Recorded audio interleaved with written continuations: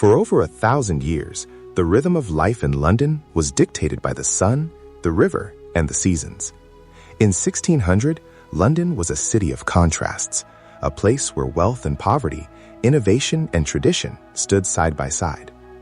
The city was home to around 200,000 souls, making it the largest city in England. Narrow streets, crowded marketplaces, and timber-framed houses lined the banks of the Thames. Smoke from open hearths and forges rose over the city, mingling with the smell of fresh bread, fish, and, at times, the less pleasant odors of crowded alleys and overflowing streets. Life in London revolved around survival and opportunity. For most, each day began at sunrise. Markets opened, merchants hawked goods, and craftsmen worked in small workshops, producing everything from candles to cloth, metal tools to pottery. Labor was physical and relentless. Horses and human strength powered the city, and everything was local, handmade, and finite. Trade was central. The docks along the Thames were alive with activity. Ships arrived from the continent, bringing spices, wine, and luxury goods. English merchants were beginning to dream bigger, laying the foundations for a global empire. But even as wealth flowed to some, the majority of Londoners lived on the edge. Water was fetched from communal pumps or the Thames itself. Sanitation was minimal. Diseases like plague were a constant threat, and fires could sweep through entire neighborhoods with devastating speed. Yet the city was vibrant, full of energy, ambition, and the promise of something greater. In taverns and marketplaces, people exchanged news, ideas, and gossip. Theaters were beginning to flourish. Shakespeare's plays brought stories of kings, fools, and lovers to life, and Londoners, rich and poor alike, flocked to witness the spectacle. Innovation was subtle but present. New navigational instruments, improved ship designs, and early printing presses were quietly shaping the future. In 1600, London was a city still tied to the rhythms of nature, yet on the cusp of profound change. Its streets and rivers would soon carry the energy of a new age, a world that would demand speed, scale, and machines, transforming not just London, but the entire globe. This was the city before the Industrial Revolution, a world of handcrafts, local trade, and human endurance, a world on the edge of awakening. By the early 18th century, London had grown into a bustling hub of trade and innovation. Its population had swelled to over 500,000 people, making it one of the largest cities in Europe. The narrow streets were now crowded with merchants, apprentices, laborers, and families seeking opportunity in the city's expanding economy. Markets thrived. Cheapside, Covent Garden, and the docks along the Thames were alive with merchants selling everything from spices and sugar to textiles and metal goods. Goods from across the globe arrived daily, reflecting England's growing reach and influence. Coffee houses had become centers of conversation, where traders, thinkers, and writers exchanged ideas, dealt in information, and speculated on business ventures. London's artisans and craftsmen were still the backbone of the city. Blacksmiths forged tools and hardware, carpenters built furniture, and weavers, spinners, and dyers worked tirelessly to meet the demand for textiles. But changes were quietly stirring. Machines like the flying shuttle and spinning devices had been invented on the continent, and England's merchants were beginning to experiment with methods to increase production. The rivers and canals of London carried not just goods, but ideas. Knowledge from scientific and navigational discoveries traveled along with cargo. This was the age when Isaac Newton's discoveries and the spirit of the scientific revolution began influencing practical inventions, laying the foundation for a future where human labor could be amplified by machinery. Yet life in London remained harsh for most. Overcrowded housing, poor sanitation, and diseases like smallpox and typhus were common. Fire was a constant threat in the timber-built city, and laborers often worked from dawn till dusk for meager wages. Children were employed as apprentices in workshops, learning trades but also performing exhausting labor. Despite these hardships, Londoners were ambitious and adaptive. The city was a place where commerce and curiosity thrived together. New printing presses spread newspapers and pamphlets, sharing knowledge faster than ever before. Early financial institutions, including the Bank of England and joint stock companies, allowed capital to flow and entrepreneurs to dream bigger.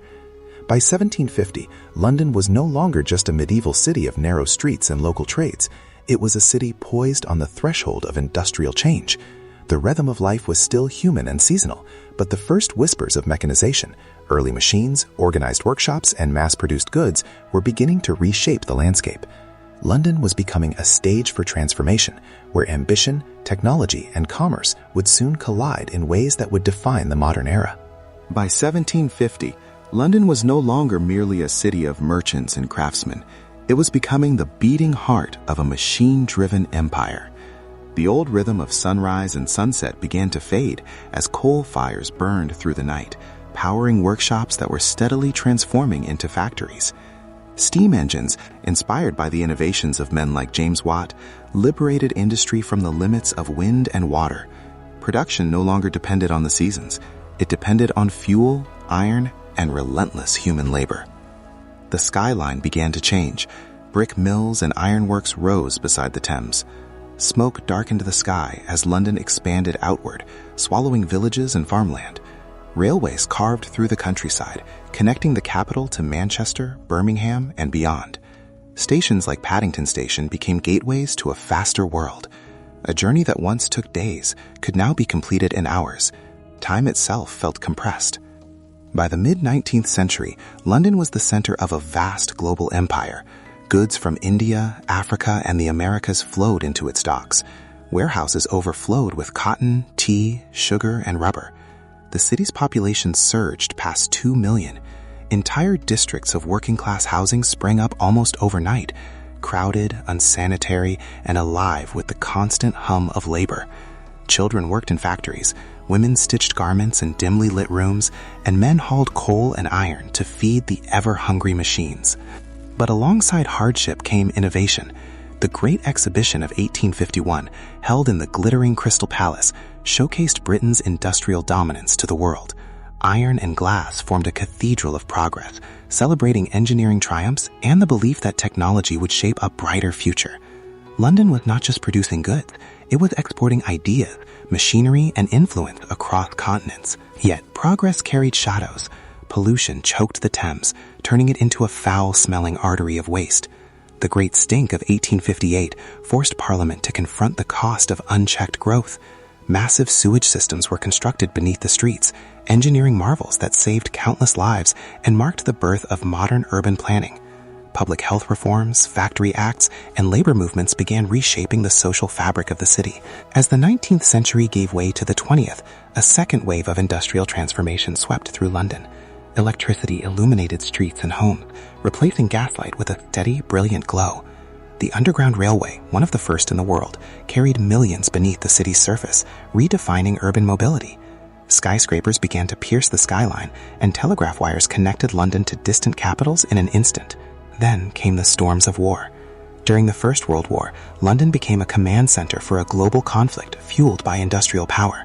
Factories shifted to producing weapons and ammunition. 2 decades later, during the Second World War, the Blitz scarred the city. Bombs fell from the sky, reducing neighborhoods to rubble.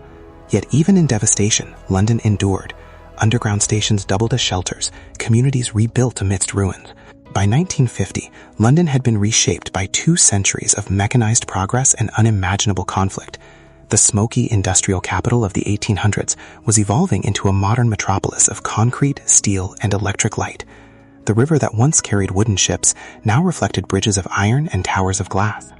In 200 years, London had traveled from a pre-industrial trading hub to the nerve center of a mechanized empire, survived global wars, and stepped into the atomic age. The city no longer followed the slow rhythm of nature.